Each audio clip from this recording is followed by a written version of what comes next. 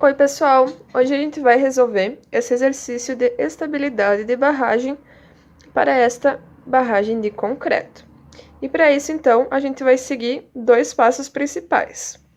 O primeiro vai ser identificar os esforços atuantes, e aí a gente vai identificar três esforços principais, que são o peso da própria estrutura e da água que fica sobre ela, o empuxo realizado pela água e a subpressão também realizada pela água subterrânea.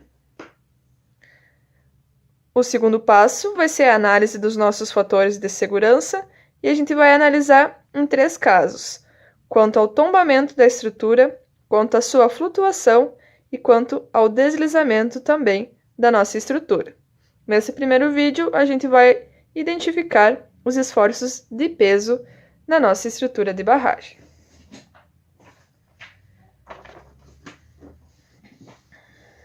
Bom, então, a estrutura e a estabilidade de uma barragem de concreto se dá principalmente pelo seu peso. Então, a gente vai analisar quais são os pesos que estão aqui ajudando na estabilidade dessa barragem. Seria, então, o peso de todo o nosso maciço e também da água que fica acima dele, do talude de jusante. Porém, para a gente não analisar uma figura muito complexa com diferentes materiais, vamos dividir isso em uma primeira parte retangular e uma parte triangular e outro triângulo que vai ser referente à nossa água. Então, vamos fazer aqui a nossa primeira força, vamos chamar de FW1, posicionada no centro de gravidade, uma segunda parcela que vamos chamar de FW2 e, finalmente, uma terceira parcela, vamos chamar de FW3. Bom, para fazer os cálculos, a gente vai utilizar, então, essas duas formulações, onde, primeiramente, vamos calcular a massa conforme o volume da estrutura e o peso específico do material, a massa específica. E aí, depois, a gente vai calcular, então, a nossa força-peso, multiplicando a nossa massa pela aceleração da gravidade. Bom, vamos começar os nossos cálculos, então. Os dados do problema foram esses, então vamos utilizar esses fatores para os nossos cálculos. Vou deixar aqui do ladinho. Para o cálculo, então, do nosso primeira massa referente ao FW1, vamos chamar de W1.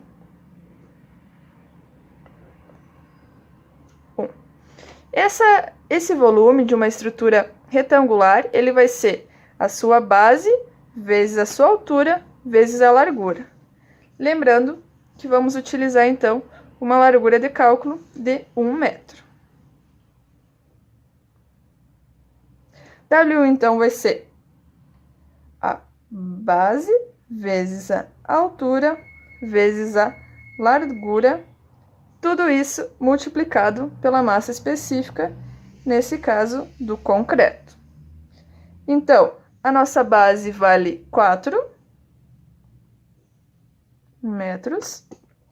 A nossa altura é o somatório, então vale 19,5 metros. E a nossa largura de cálculo, 1 metro. Tudo isso que multiplica a massa específica do concreto, que a gente vai considerar como 2.400 quilogramas por metro cúbico. Isso vai nos resultar em uma massa 1 de 187.200 quilos. Bom, continuando então nosso cálculo, agora vamos calcular a FW1, que é a força-peso da nossa primeira parcela. E ela vai ser, então, a nossa massa calculada anteriormente,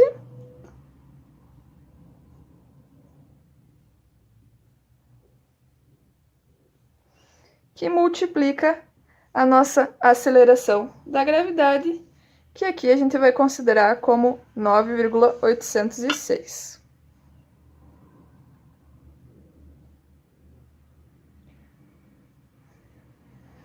Metros por segundo. Ok. Bom, então, nós temos a nossa primeira força-peso calculada, que ela vai valer 1.836 kilonewtons. Essa é a nossa primeira força, referente ao FW1. Agora, vamos, então, calcular o nosso FW2. Primeiramente, a partir da massa 2. Agora, nós temos, então, uma figura triangular, em que o volume vai ser, primeiramente, a área do triângulo, ou seja, base vezes a altura dividido por 2, que multiplica a nossa largura e a massa específica do nosso concreto. Então, vamos lá. A nossa base, ela vale 10,8. Agora, eu vou omitir as unidades por uma questão de simplificação. A nossa altura vale 6,5 mais 7, que vai ser o nosso 13,5. E tudo isso dividido por 2, que multiplica 1 metro e a massa específica do concreto. Isso vai nos resultar em uma massa W2 de 174.960 quilogramas. Bom, isso então vai nos dar uma força-peso W2 de 174.960, que multiplica 9,806. Isso nos dá uma força de 1.716 kilonewtons. Certo?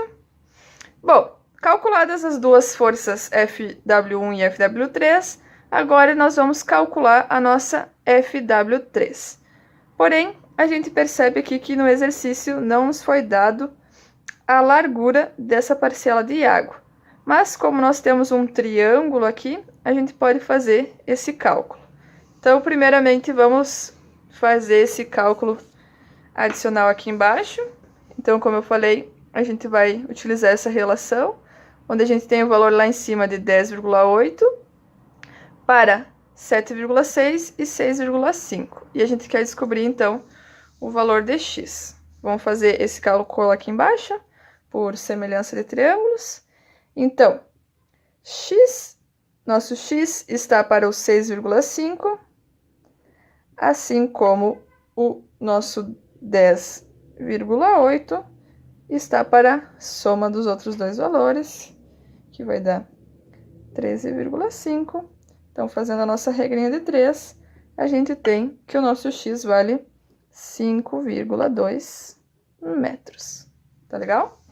Então, agora, a gente pode calcular a nossa FW3, partindo primeiramente pelo cálculo da nossa massa de água, W3, que ela vale o volume, então, da figura. Como é um triângulo, novamente, a gente vai usar a relação anterior, em que a nossa base a gente acabou de calcular como 5,2, vezes uma altura de 6,5, dividido por 2, que multiplica 1, nossa largura de cálculo. E agora, a nossa massa específica, a gente vai utilizar a massa específica da água como 1.000.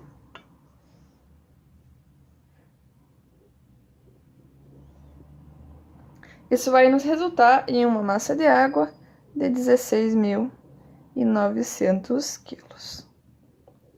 A partir desse valor, finalmente vamos calcular nossa terceira força-peso, que vai valer 16.900, que multiplica 9,806 806. Isso nos resulta em uma FW3 de 166 quilonewtons.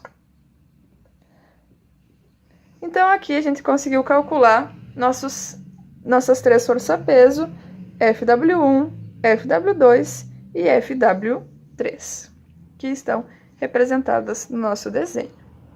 Oi, pessoal! Só para finalizar o vídeo, vamos fazer essa errata, que no vídeo ficou como se a aceleração da gravidade fosse metro ao quadrado por segundo, mas a gente sabe que ela é metros por segundo ao quadrado, tá certo?